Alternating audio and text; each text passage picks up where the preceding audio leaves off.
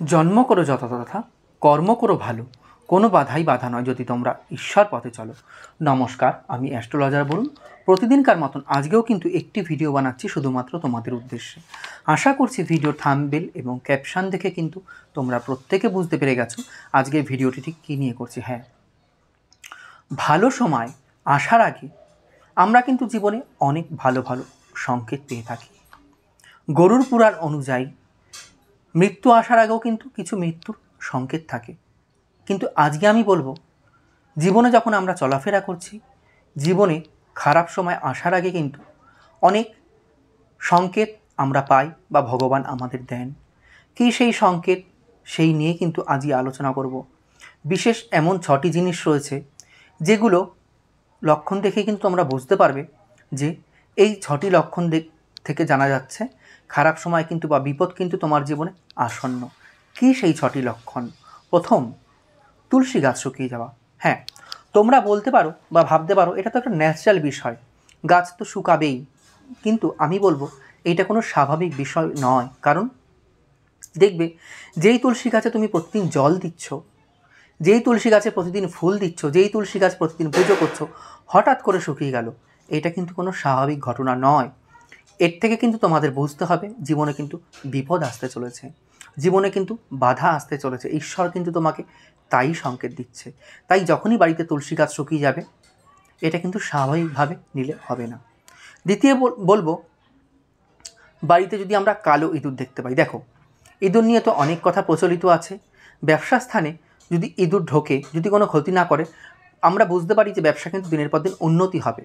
কিন্তু ইঁদুর যদি কোনো কিছু কাটে ব্যবসা স্থানে, তখন বুঝতে হবে ব্যবসার ক্ষতি হচ্ছে। সেরকমই বাড়িতে ইঁদুর অনেক প্রকার দেখা যায়। কালো ইঁদুরের যদি আমরা দেখতে পাই, বুঝবে কিন্তু জীবনে বা তোমাদের বাড়িতে কিন্তু খুব তাড়াতাড়ি বিপদ আসতে চলেছে, খুব সাবধানে থাকতে হবে। তৃতীয় বলবো, সোনার জিনিস হারিয়ে যাওয়া। হ্যাঁ, ঠিক শুনেছ, সোনা কিন্তু একটা পবিত্র জিনিসই বলা যেতে পারে।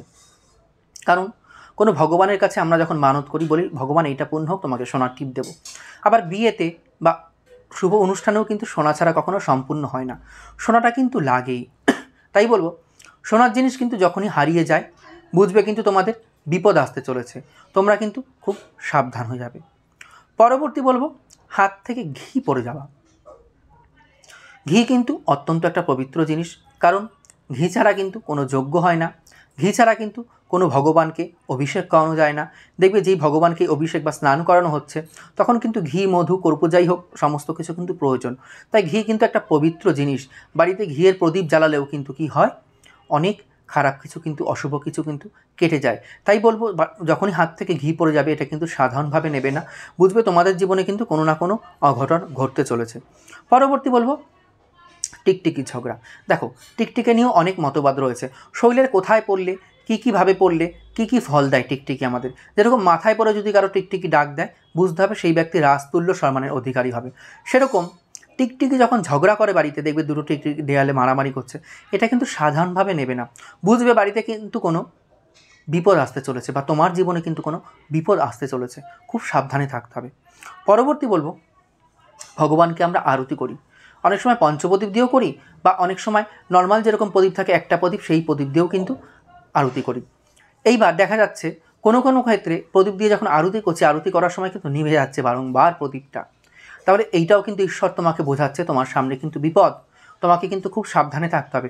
তাই বলবো, বারবার আরতির প্রদীপ নিভে যাওয়া, এটা কিন্তু খুব একটা শুভ দিক নির্দেশ করছে না আমাদের জীবনে, খুব সাবধানে থাকতে হবে।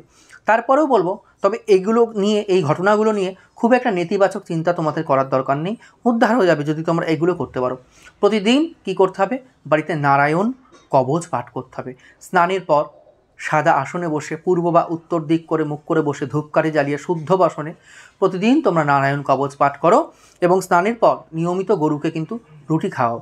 দেখো, এই যে বিপদগুলো আসছিল, তোমরা সংকেত পেয়েছো, জানতে পেরেছো, এই বিপদগুলো থেকে কিন্তু খুব সহজে কিন্তু তোমরা মুক্তি পাবে। তো যাই হোক বন্ধুরা, এই ছিল আজকে আমার ভিডিও। যদি ভালো লাগে লাইক শেয়ার করতে বলো না, আর তোমাদের মূল্যবান মতামত কিন্তু অবশ্যই কমেন্ট বক্সে লিখে জানিও। দেখা হচ্ছে পরবর্তী কোনো ভিডিও বা লাইভ অনুষ্ঠান নিয়ে। ততক্ষণের জন্য সবাই খুব ভালো থেকো, সুস্থ থেকো, সাবধানে থেকো। হরে কৃষ্ণ, জয় মা।